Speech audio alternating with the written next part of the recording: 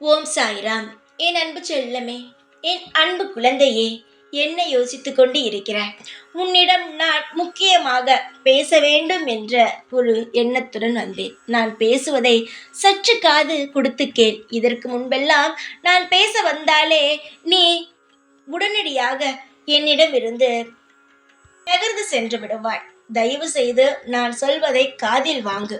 உன் வாழ்க்கையில் இந்த 3 விஷயங்களும் நடக்க காத்து கொண்டு இருக்கிறது. உடனடியாக ஒன்றை நினைக்காதே. தவறான விஷயமோ என்று நினைக்காதே. நிச்சயமாக அல்ல. தவறான விஷயங்கள் நிச்சயமாகவே இல்லை தங்கமே. உன் வாழ்க்கையில் பண தேவைகள் அதிகமாக இருக்கிறது. என்ன செய்வது என்று தெரியாமல் திகைத்து திகைத்து ஒவ்வொரு இடத்திலும் அமர்கிறாய்.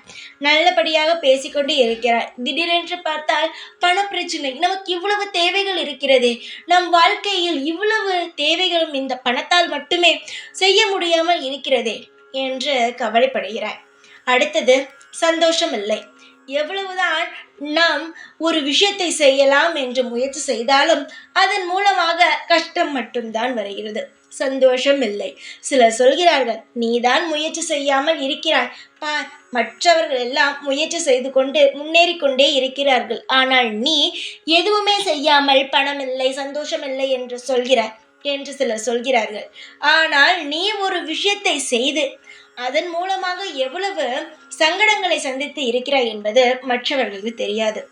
உனக்கு சந்தோஷமும் இப்பொழுது இல்லை. என்னுடைய தங்கத்திற்கு தினமும் கண்ணீர் மட்டும்தான் மிச்சம். எப்பொழுதுமே அழுதபடிதான் இருக்கிறாய். யாருக்கும் தெரியாமல் அழுது கொண்டு இருக்கிறோம் என்று நினைத்தாய். ஆனால் ஒன்றே ஒன்று தெரிந்து கொள், உன்னை 2 கண்கள் பார்த்து கொண்டு இருக்கிறது. அதுவும் என்னுடைய கண்கள் தான் உன்னை பார்த்து கொண்டே இருக்கிறது. அதை நீ நன்றாக ஞாபகம் வைத்துக்கொள். யாருமே பார்க்கவில்லை. நம் ஒரு அனாதை. நமக்கு எதுவுமே கிடையாது. அழுதாலும் கேட்க ஆளில்லை, சிரித்தாலும் கேட்க ஆளில்லை, கஷ்டப்பட்டாலும் கேட்க ஆளில்லை. நாம் ஒரு தனிமரமாகத்தான் நிற்கிறோம். சந்தோஷமோ அது கஷ்டமோ எல்லாவற்றையும் தனியாளாக நின்றுத்தான் சமாளித்துக் கொண்டு இருக்கிறேன் என்று கவலைப்படாதே. உன்னுடைய அனைத்து பாரத்திலும் நான் இருக்கிறேன். மனிதனாக இருந்தால் நான் உன் பக்கத்தில் இருப்பது தெரியும். நானோ தெய்வம். உன் பக்கத்தில் இருப்பது நிச்சயமாக உன் கண்ணுக்கு தெரியாது. ஆனால் உன்னால் உணர முடியும். நீ ஒரு வேலைக்காக செல்வாய். அப்பொழுது ஏதோ ஒரு ரூபத்தில் உனக்கான உதவிகள் கிடைக்கும். அதுதான் தெய்வம். அதை புரிந்து கொள்ளுங்கள். பலருக்கு கிடைக்காத பாக்கியம் கூட உனக்கு சில சமயங்கள் கிடைத்திருக்கிறது. ஆனால் அதையும் நீ மறந்து விட்டாய் என்று தான் நினைக்கிறேன்.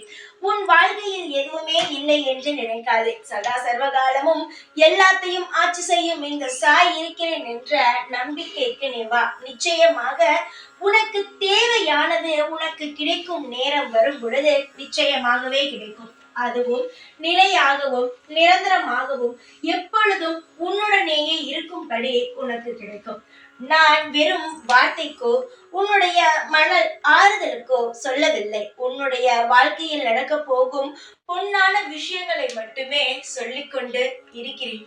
என்னுடைய தங்கமே, உன் வாழ்க்கையானது மிக மிக சுவாரஸ்யமானது.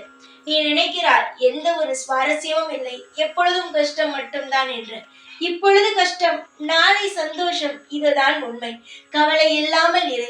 எல்லா நேரமும் உனக்கு துணையாகவும் உன்னை அரவணைத்து பாதுகாக்கவும் நான் இருக்கிறேன். தைரியமாக இரு. ஓம் சாய்ராம்.